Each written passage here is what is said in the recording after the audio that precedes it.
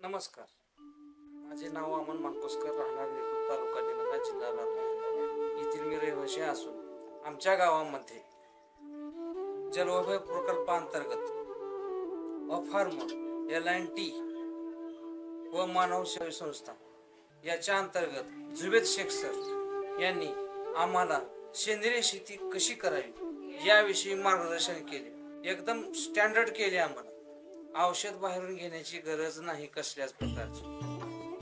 गांडूळ खत, जीवामृत, त्याच्यानंतर SD कंपोजर. जीवामृत तयार करण्यासाठी जुन्या गुळाचं पाक लागत असते.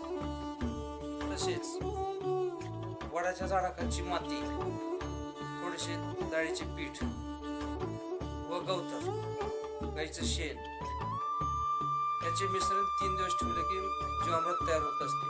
हे बऱ्यापैकी झाडाला आपण सोडू शकतो. पिकाला जर द्यायचं म्हणलं तर गाळण करावं लागतंय. गाळण करून नंबर 1 फवारणी करायची, उतार नंबर 1 मिळते. उत्पन्न चांगल्यापैकी होत आहे. अन्नधान्य रुचकर लागतंय. त्याच्यानंतर बाजारात सुद्धा याची किंमत वेगळी आहे. त्याकडे सध्या उपलब्ध आहे SD कंपोजर. सुरुवातीला 8-10 दिवस तयार होण्यासाठी याला असं फिरवावं लागतंय मध्ये काठी. समजा अशी जर काठी फिरवलं आपण तर अशीच काठी फिरवायची 7 दिवस. नंबर 1 द्रावण तयार होत असतं. याचा वापर फवारणीसाठी तसेच आपल्या शेतातील पाचट कुजवण्यासाठी बऱ्यापैकी करता येतो. त्यानंतर फवारणीसाठी सुद्धा याचा वापर करता येत असतो. जुने गवतर म्हणजे उदाहरणार्थ युरिया, जे आजकाल बऱ्यापैकी प्रसिद्ध आहे युरिया म्हणून. गोमूत्र म्हणजे युरिया आहे. याचा योग्य प्रमाणात वापर करावा, त्याने तर ते झाड जळून जात असते. एवढी याच्यामध्ये पॉवर आहे. उत्पन्नात सुद्धा चांगल्यापैकी उतार मिळतो. एवढे तर मला फायदे मिळालेले आहेत. तसेच माझ्या सभोवतालचे शेतकरी, पुन्हा घराचे शेजारी हे औषधं सतत घेऊन जातात माझ्याकडून. त्यांना बऱ्यापैकी फायदा झालेला आहे व मला पण फायदा होत आहे.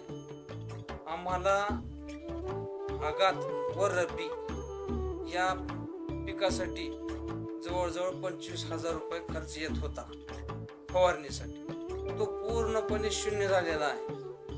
म्हणजे तो 25,000 आपला खर्च बचत झाली म्हणजे कमाई झाली आणि उत्पन्न दर्जेदार निघालं. याची चव नंबर 1. रासायनिक खतापेक्षा सुद्धा याची क्वालिटी चांगली असते आणि आहे. आमची फवारणी पहिले कीटकनाशकांवर होत होती. उदाहरणार्थ एंडोसल्फान, टाकोमी वगैरे पहिला याचा आम्ही वापर करत होतो. पण ज्या नंतर आम्हाला जुबेद सरांनी याचं मार्गदर्शन दिले, त्यानंतर लिंबोळी अर्क, दशपर्णी याचा वापर आळ्यासाठी करून आम्ही ते पूर्णपणे कंट्रोलमध्ये आणलेला आहे.